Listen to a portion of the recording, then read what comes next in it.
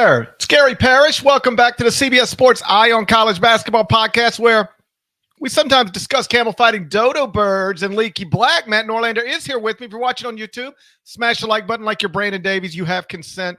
And if you haven't yet subscribed to the CBS Sports College Basketball YouTube channel, also do that while you're here. Let's get into it. Today we are starting our conference previews for the 2023-24 college basketball season, and we're launching things with the Big Ten, a league that hasn't won a national championship since 2000 and hasn't had a team reach the Final Four since 2019. Deadleg, I don't mean to start on a bad note. This should be a celebration of the Big Ten, and I think it will be. It will be. But did you realize the Big Ten hasn't had a team make the Final Four since 2019? Yeah.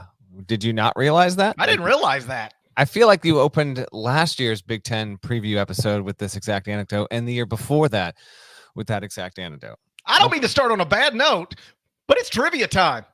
Oh, gosh. How many different conferences have put at least one team in one of the past three Final Fours? So all I got to do is say the past three Final Fours out loud and get to the answer there? I mean, I guess if you also know how to do addition. Let's do it. Okay, so we're going 20. There was no tournament. You might have heard about that. 21, you've got the Pac-12 with one in UCLA. You've got the WCC with one, Gonzaga. You've got the American with one in Houston, and you got the Big 12 with one in Baylor. 22, we had, we had Duke and Carolina, so the ACC had two apiece. We had Nova with the Big East, which is one. We had Kansas with the Big 12, which was one. And then this past season, we had UConn with the Big East. We had, why am I blanking on this right now? UConn made it. FAU made it from Conference USA. Man, this is crazy. So FAU, UConn. Who else was in the damn Final Four, Gary Parrish? Hold on. Why am I blanking on this right now? UConn. I watched FAU make it from MSG. San Diego State made it. There we go. From the Mountain West. And then in the top right of the bracket, that was Texas got close. But who got out of that region? Houston lost. Oh my! The people watching along right now and listening are like, "You absolute madman, idiot!" Oh yeah, let's listen to the college basketball podcast where one of the hosts can't remember who was in the Final Four back in April. Miami. There we go. Coach L. Unconventional ACC. So ACC Miami made it out of there. Shouts to Coach L. So I'm going to say is that 8 leagues total in the past 3 years? 8 leagues total in the past 3 years. That's a victory for Deadleg. ACC has had 3 Final Four teams in the past 3 years. The Big 12 has had 2. The Big East has had 2. The AAC 1, CUSA 1, Mountain West 1, Pac-12 1, WCC 1. 8 different leagues have put a team in the Final Four in one of the past 3 seasons, but the Big Ten has not. And if you're curious, GP didn't mention it, but it was Michigan State, which knocked out Zion, that made it from the Big Ten in 2019. That's correct. Will the Big Ten have a school in the Final Four this season? We'll talk about that next. But first, a word from our partners. Well, you need your sports news anywhere? We've got breaking news to bring you. Then get your sports anytime you want them. Big trade news overnight to discuss. Because we know you need sports all the time. A lot of movement in the rankings this week. A legend adds to their legacy. We're bringing you that breaking news right here on HQ. CBS Sports HQ, anywhere, anytime, all the time. Okay, can the Big Ten make the Final Four for the first time since 2019, or even win a national championship for the first time since 2000? The answer is yes, it can. Purdue is a preseason top 5 team. Michigan State is a preseason top 5 team. They've got at least 2 legitimate national championship contenders. Deadleg, is this the year? I'm not going to say with any sort of degree of confidence that this will be the year, but they've got a solid chance. You know, so much of what comes ahead is impacted by what just happened, right? So I'll get to my 5 storylines. Listeners to the pod the past few years will know how this format works with our preseason conference episode look aheads. And I didn't have the storyline of the Final Four drought and national championship. That's kind of, it's almost by default, it's included there. But with Purdue and everything attached to Purdue, it obviously looms heavy. I actually think that's number 2 on the storylines, but a healthy chance. I tell you, I'll give you my top 3 storylines here as I answer this question, though, because number 1 is, will Zach Edey repeat as National Player of the Year? We haven't had someone do that in multiple 2 of the 6 big National Player of the Year categories since Ralph Sampson in the early 1980s. So can he do that? I think that'll be a top 3 storyline probably in the sport this season. And then, if that's 1A, 1B is, will Purdue and Painter atone for their, not just the FDU loss, which is significant, but Purdue already had, this huge stigma attached to it by underperforming in the NCAA tournament. It lost to a 15 seed the year before, albeit it was in the second weekend, but nonetheless, you had St. Peter staring you in the face in the Sweet 16. You couldn't get through. And then the year before that was a loss to North Texas. And even going back further than that, there have been Purdue letdowns. This is also a program that I watched very, very nearly make the Final Four in 2019. But it was Virginia that won that epic Elite Eight game. Maybe the best game I've ever seen in person in my entire life. They had Carson Edwards. They got so close. They didn't break on through. So the Edey, will he repeat as National Player of the Year is storyline 1. Will Purdue and Painter atone for this and not just get to the second weekend, but really it's make the Final Four. I think that's how you get past it. And then number 3, kind of tied to your question, GP, is the entire Big Ten and the questions around the conference here. Can it have success in March, second weekend success? Because Michigan State was the only Big Ten program to make real damage done in the tournament last season, made the Sweet 16, played the best game of the tournament against Kansas State, but K-State wound up coming up on top, and then K-State lost to FAU in the regional final at the Garden there. So it's more about the Big Ten, and can it really have more impact as a league and put more teams into better positions from a seed perspective there. I'm interested by that. I don't think the Big Ten is highly likely to end its national championship drought, but Purdue is obviously heavily in that conversation. It deserves to be. If anyone's going to do it, I think Purdue's got a better chance than Michigan State, but it would not surprise me at all if we looked up and the Big Ten just came short of making the Final Four again, just because of all the variables there and given how the conference has performed in recent seasons. I think 2 of the biggest national championship storylines heading into this season are connected to the Big Ten. Can Purdue do what Virginia once did, which is lose to a 16, come back, and then win a national championship? I think it's possible. I have them second in the preseason top 25 and 1. And then the other big one is this year Tom Izzo gets his second national title. Like, Tom is a Naismith Memorial Hall of Famer already. His legacy is, I think, rock solid. If he never coaches another game, he goes down as a top 10 college basketball coach of all time. But he has said that he feels he needs a second title to validate his career. Respectfully, I think that's crazy. I think he's an all-time great no matter what happens. But I understand where he's coming from, and I understand how badly he wants it. And he's got a team that is on paper good enough to do it. You've got at least 2 of those. And I think maybe, if I'm being honest, only 2 of those. But 2 of those in the Big Ten, 2 teams that can reasonably hope to win a national championship.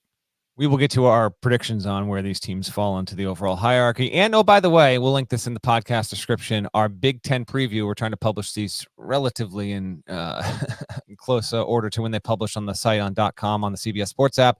Our Big Ten preview was the first one to go up. It published on Monday afternoon. So as you're listening to this, if you'd like to read it during or after, you can do that. David Cobb handled the Big Ten preview. Storyline 4, I'll read 4 and 5. You can react as you please, GP, and then we'll get to a look at where teams are predicted to slot here. This one's a little bit off the board, but I feel like it could be something we talk about throughout the season as necessary. Is Michigan going to fade into some irrelevance here? Michigan did not make the NCAA tournament last season. Juwan Howard had some big-time success early. They lose the most coveted player that, because he went to the transfer market, Hunter Dickinson. He's gone. They did bring on a good player in Olivier Kamwa. He's not the only piece, but Michigan is not a projected NCAA tournament team, and that is obviously a very proud program and one that has among the 10 or so most well-known coaches in the sport Right now, Juwan Howard is currently recovering from a heart procedure. Phil Martelli is actually running the program, but Howard is scheduled to resume his full-time duties as head coach in the next 3 to 5 weeks. So hopefully he can do that. Hopefully he is well on the mend and getting there. But I do have curiosities about Michigan. And when you have a program like that might fall back a little bit, I find Michigan, and we'll get more into this with our predictions, I think Michigan is more likely to slip than Indiana, although I'm not super high on either of them. And then 5 is just hot seat. I think there's only one coach that's actually on the hot seat. And by hot seat, I would define this as, if you don't make the tournament, are you more likely than not to have a job change? And I'm not even banging the table on this one because it was hard for me to say for sure, but I would put Fred Hoiberg there. He is 40-83. They did get better toward the end of last season. He's 18-61 in the Big Ten. He recently had a contract that was rewritten. He doesn't have nearly as high of a buyout there. So some could make the argument for Minnesota. I happen to believe because of the buyout situation, if Minnesota still has another just whatever season, Ben Johnson probably gets another year, but to me, it's just Hoiberg. That's the one. And then there you have it. What about, does Greg Gard need a good season at Wisconsin? Does Chris Holtmann need a good season at Ohio State? I think both of those guys are really good coaches. I'm a big Chris Holtmann fan. I think last season was an aberration more than a sign of things to come. But I also know Ohio State fans are not thrilled. You're right.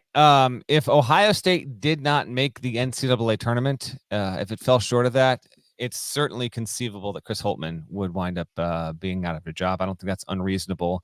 But to me, Hoiberg seems to be the most vulnerable of any. Wisconsin is certainly set up to be a tournament team. They didn't make the tournament. Those are 2 schools that didn't make the tournament last year. But in kind of scanning the league from a coaching standpoint, it always looks different in the first week of October than it does, the first week of March. I know that it's more stable than I thought it would. I would set the over-under at 1.5 coaching changes in this league by April 10th of 2024.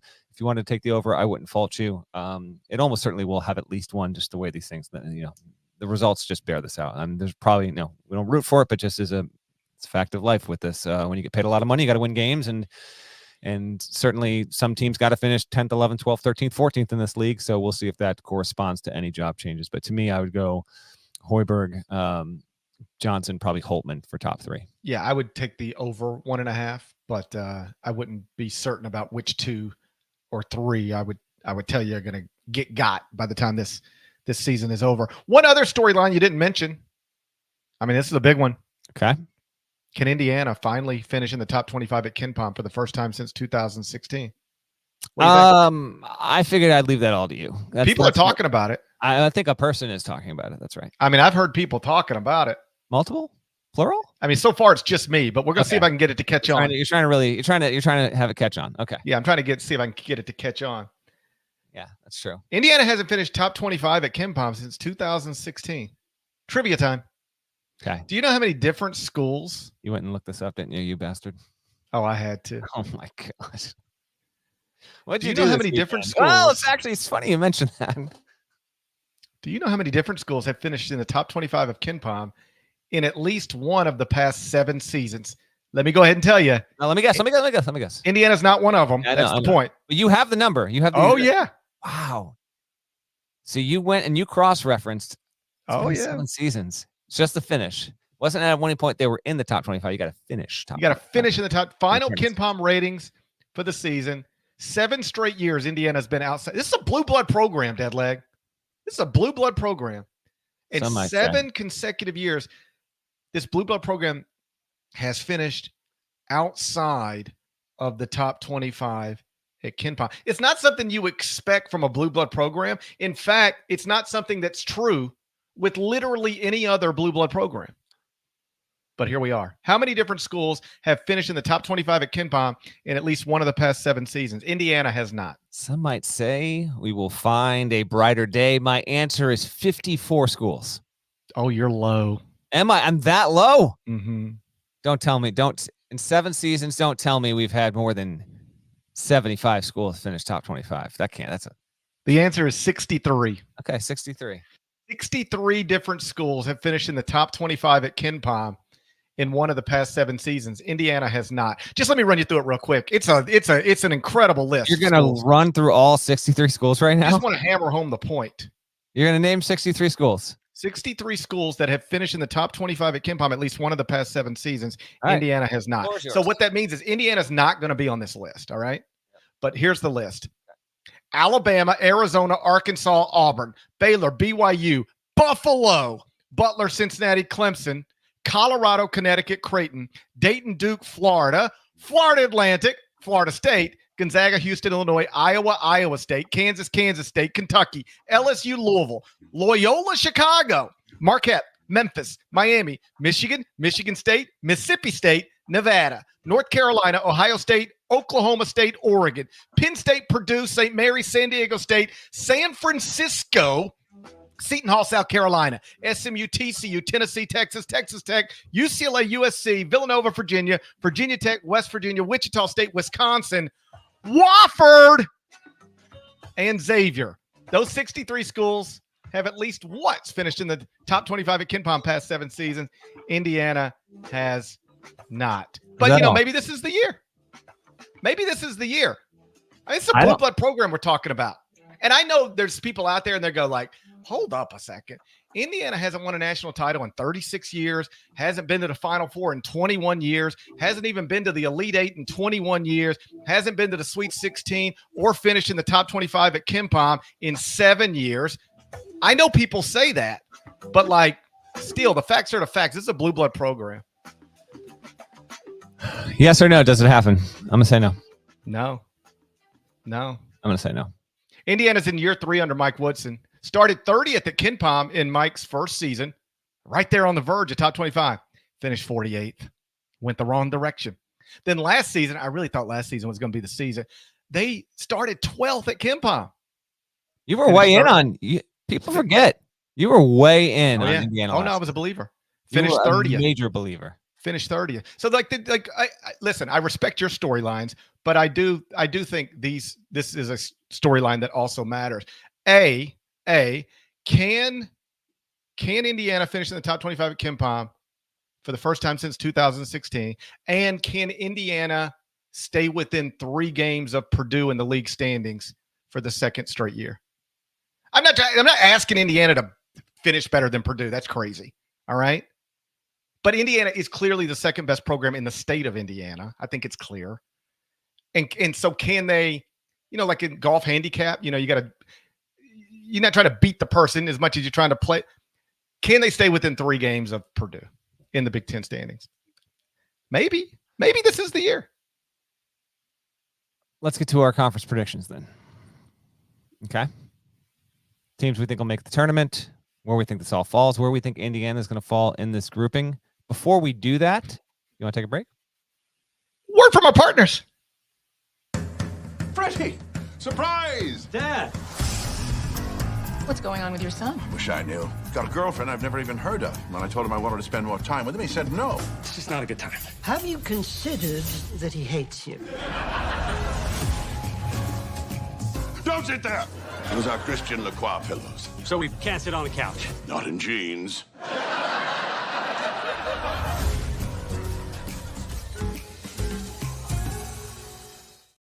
So, Deadleg, as you know, the Big Ten got 8 schools in the NCAA tournament last season. Among them, number 1 seed Purdue. Purdue got a 1. Indiana got a 4. Northwestern and Michigan State got 7s. Maryland and Iowa got 8s. Illinois got a 9. Penn State got a 10. Mm-hmm. If I set the over under 7.5 Big Ten teams in the NCAA tournament, you going over or under?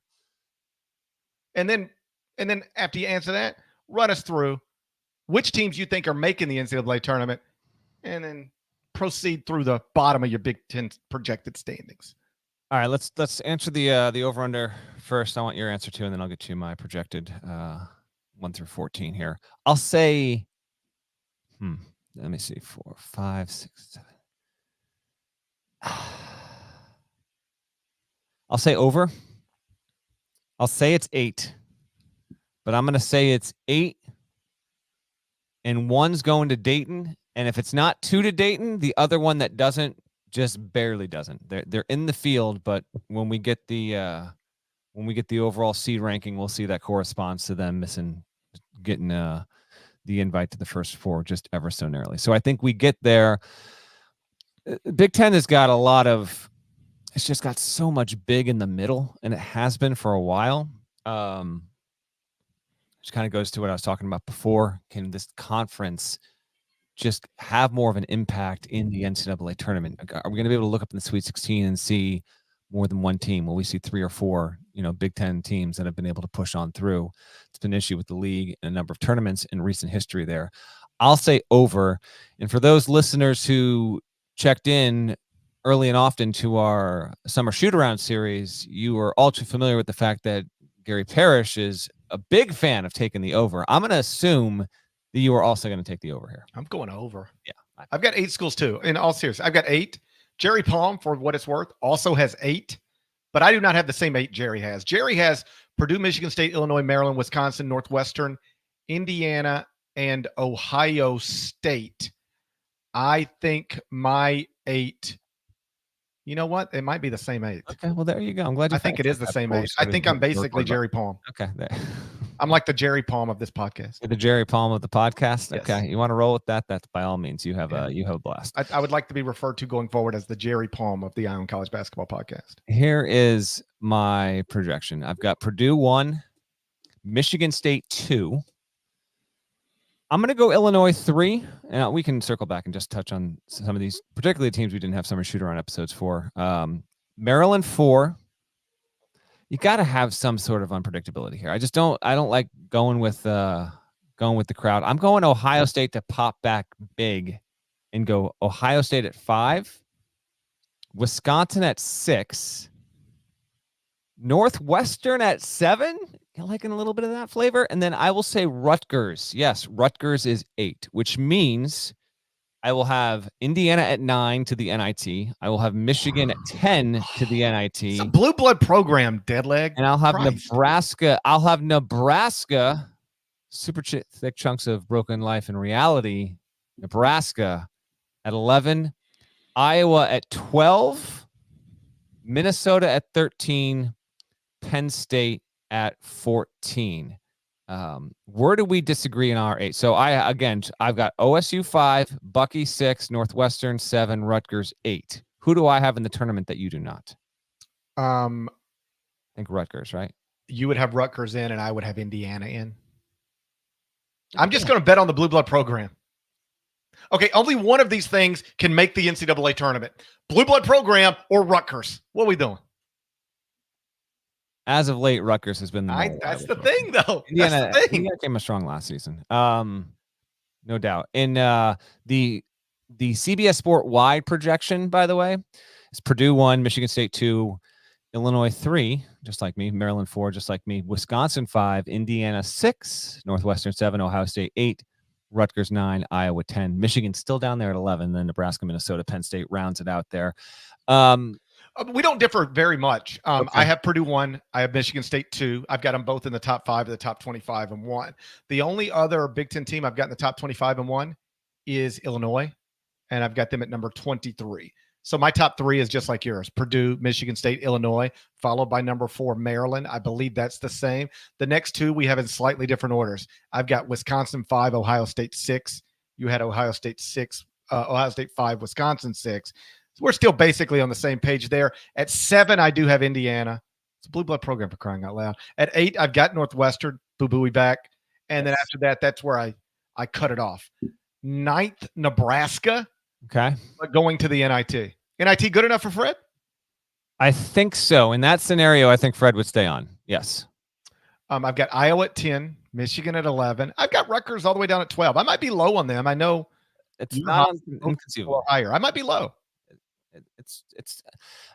Listen, the Big Ten has, at the same time, it seems like the safest conference to try and project, but at the same time, it has more variance between teams, potentially like 3 to 10 there. So I get all that. Let's start. Of course, Minnesota, Penn State. You put them whatever order. I don't think it matters.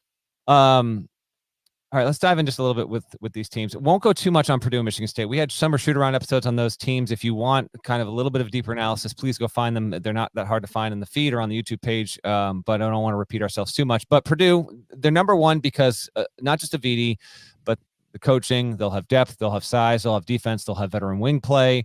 The development of Braden Smith is a key. They've got a freshman to know named Miles Colvin, who's the son of former Bears linebacker Roosevelt Colvin. Transfer of interest is Lance Jones from Southern Illinois. He's a helpful scorer and expected to be a plus defender there.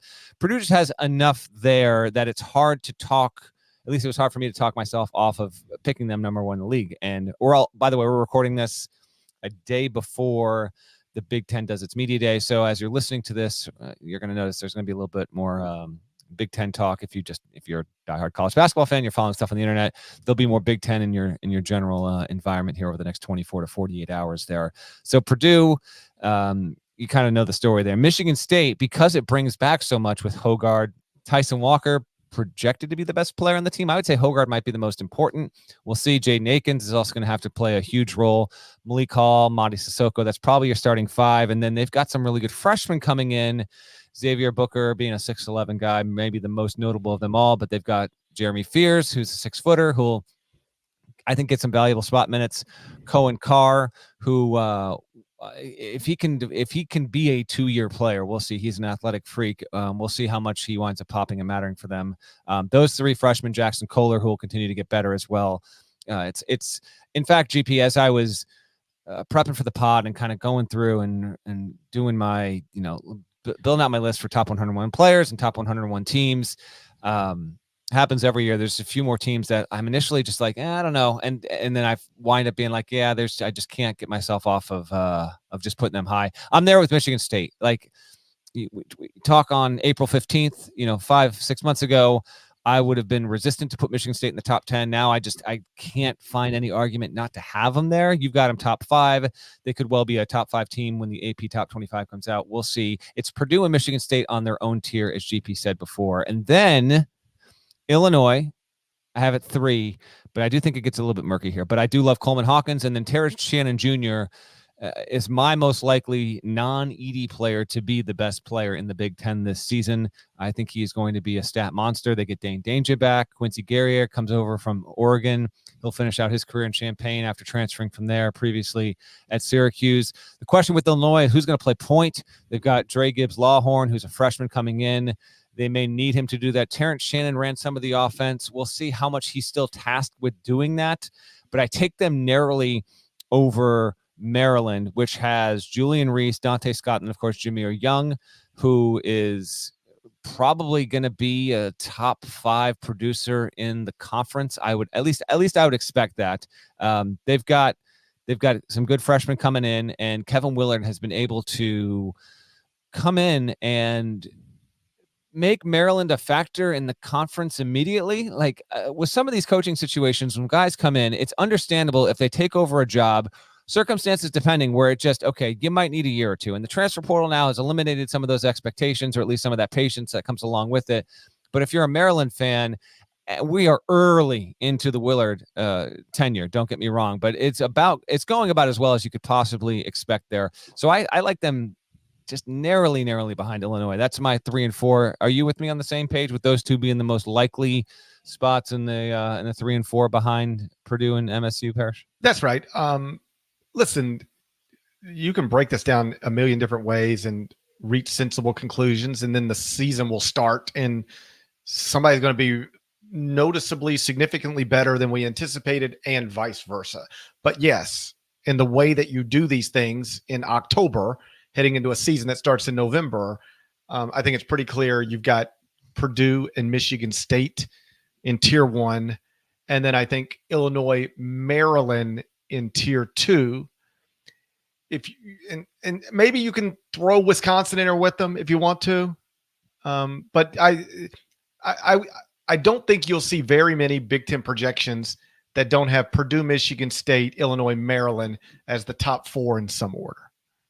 I think that's right. If you want to get Wisconsin there, you can build a case. Wisconsin is also, when I was kind of sorting the stuff out, I've got Wisconsin 6, but Wisconsin to me is the team that is easily the most ideal candidate to go from, yeah, they were projected NCAA tournament team to, oh, that's the second best team in the league. And I think that it's possible they can make that jump, because if Wisconsin, performs and behaves like the Wisconsin we normally expect, they didn't make the tournament last year, but they bring back so much, and they have Tyler Wall, Stephen Crowell, Chucky Hepburn, Connor Esigian, AJ Storr now comes in ready to produce. They've got so much there that as long as they dodge injury and guard gets the most out of these guys, like they will likely outperform where I have them. I've got them at 6, and I did that because I like to throw some variance into this a little bit. Ohio State with Bruce Thornton, who will be a super valuable player. They get Jamison Battle, who's a transfer.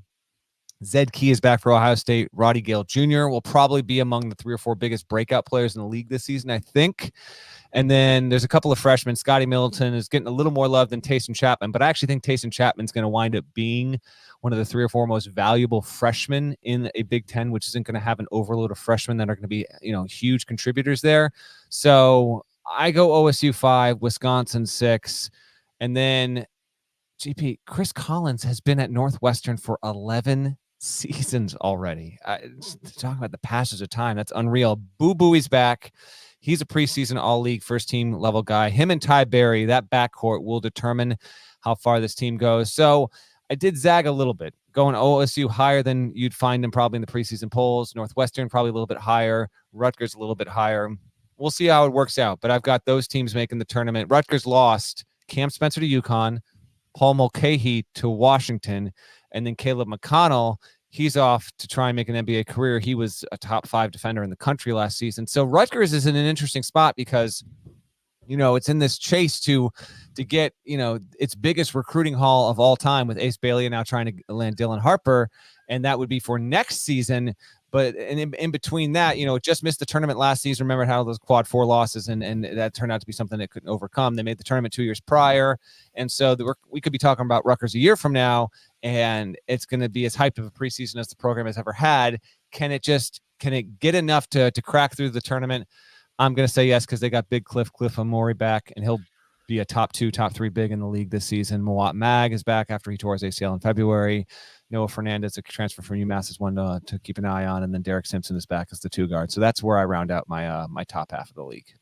Just to circle back to the point I made about, on paper in October everything looks a certain way. Then the game started. You don't know. There's surprises every season. I just, as you were talking, went back and looked at our Big Ten preview from last year. Purdue was picked 4th. I know. Won the league by 3. And he was not remotely considered like a lock to win player of the year. He was in the mix, but it was Trey Jackson Davis who was the pick. That's right. So with that in mind, we both agree Purdue should repeat as Big Ten champs. I'm certain we both agree Zach Edey will be the Big Ten player of the year. Who's the Big Ten freshman of the year?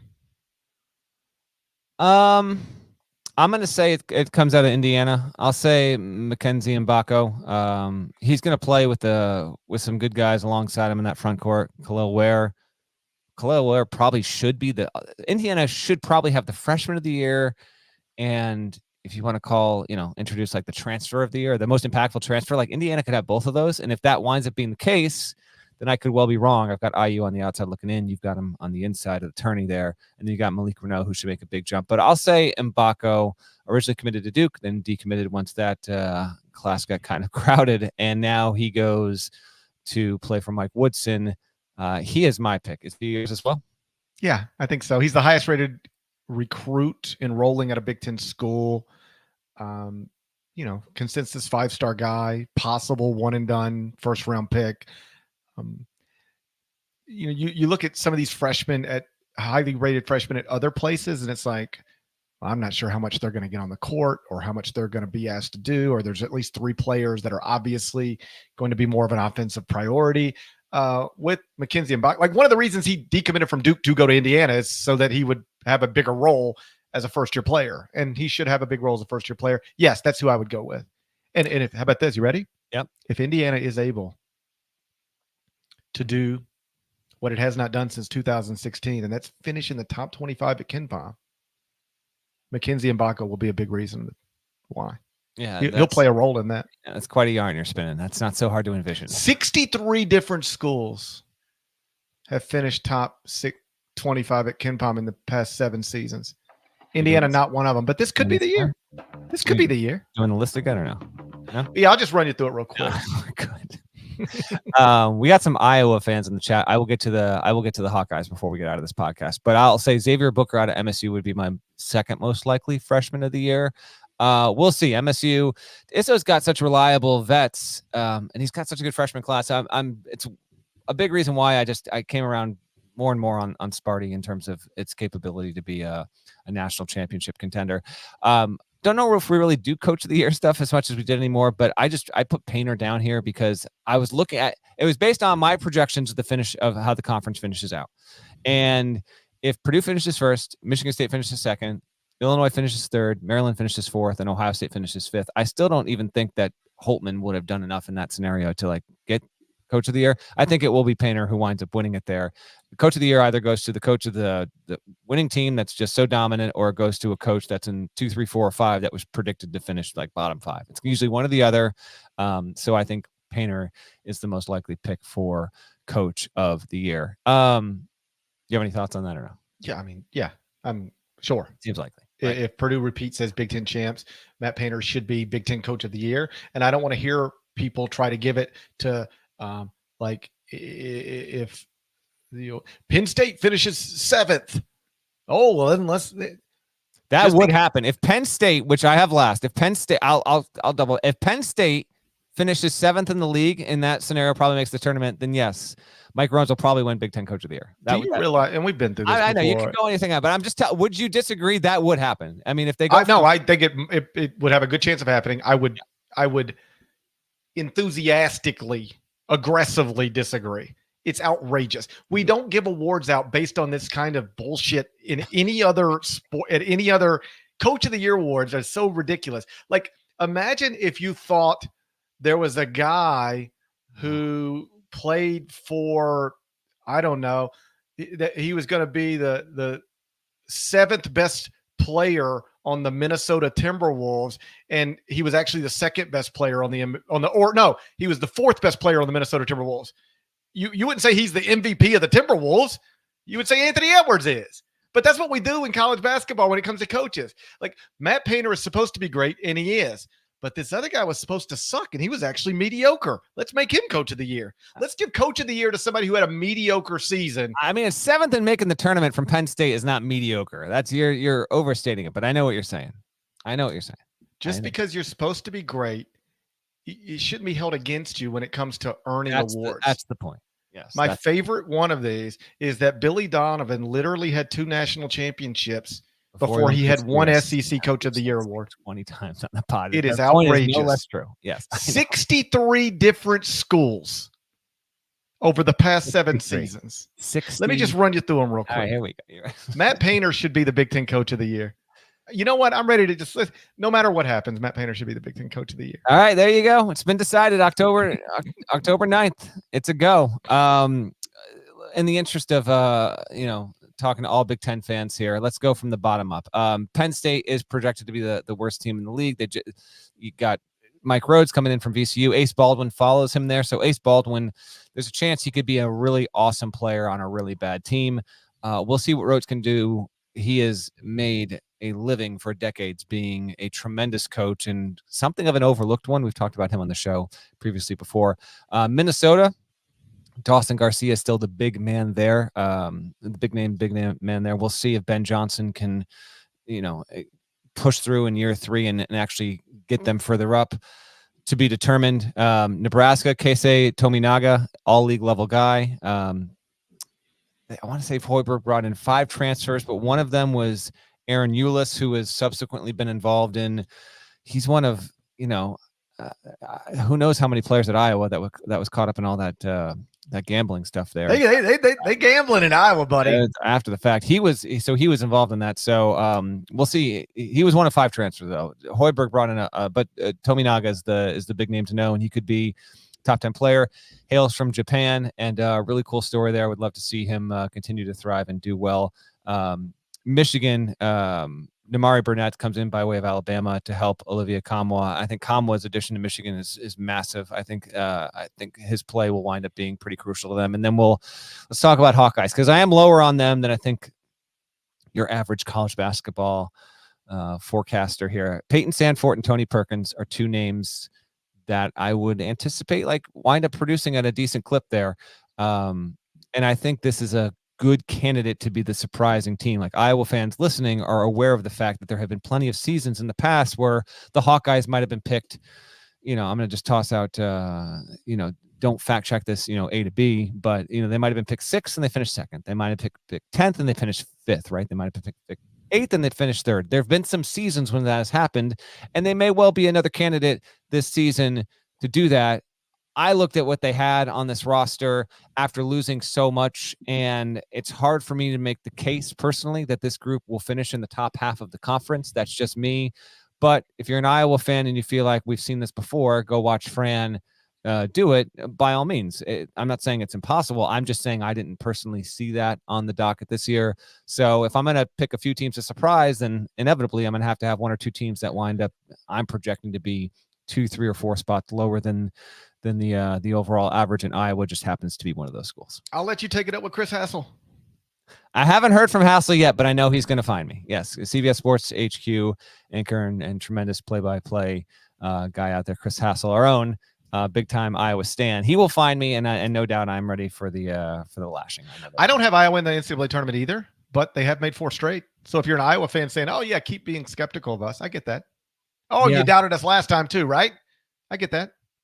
Yeah, I think that's entirely fair. There's one more thing with the league to remind our listeners of, because unless you're really dialed in, and trust me, I know plenty of our audience is, but if you're just seeing the conference preview pods coming back and occupying, like, all right, let me get back into college basketball a little bit Like, more. Unless you're really dialed in, you might not know that Miami made the Final Four.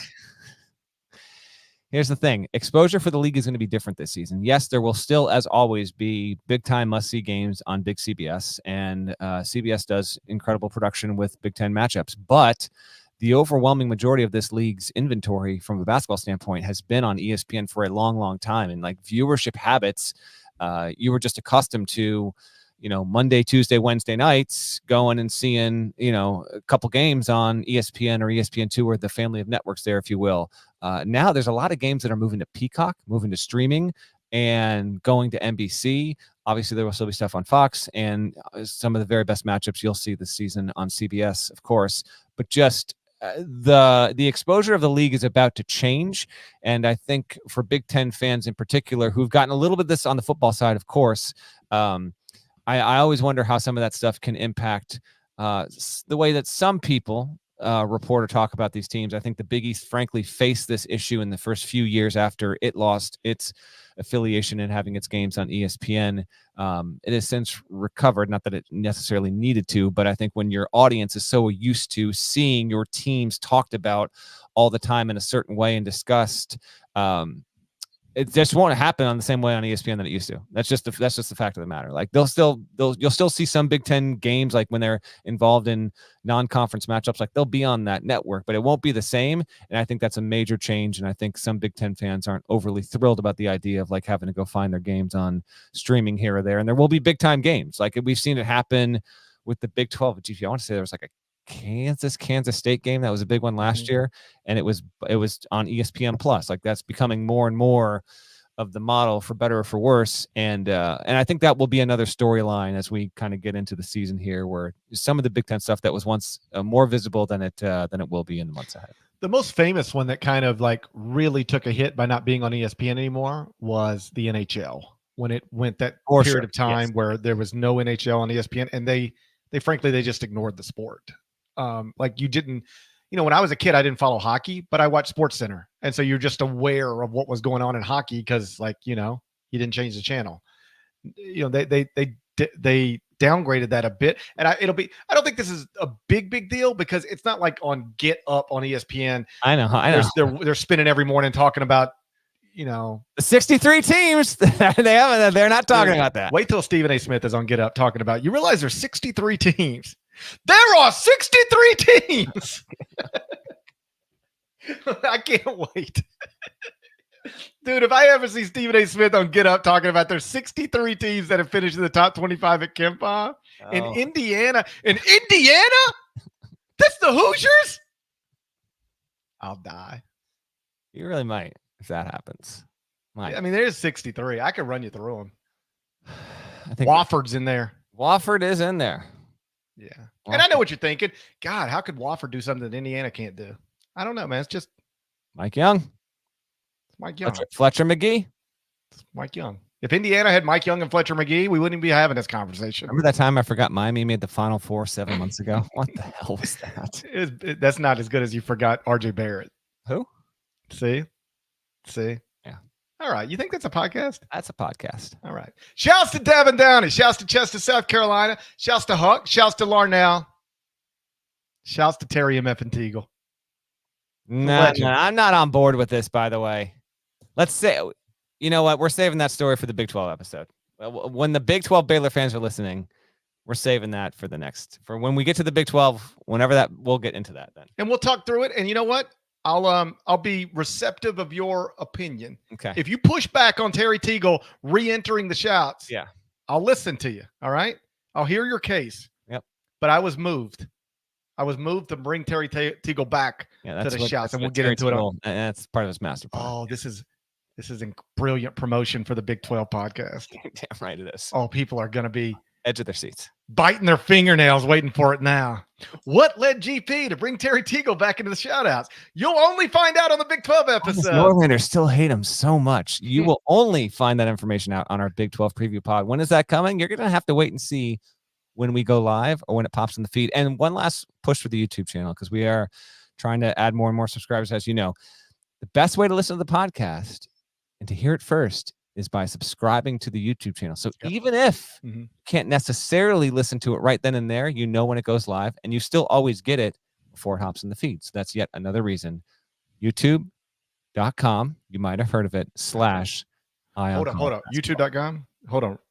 Text that to me. http:// Do you do all that nonsense when you're doing something? Absolutely not. That's no longer necessary. Yeah, that's crazy. You just threw out an HTTP. I don't even mess around with that. It's been a while since I don't mess around with an HTTP. I know.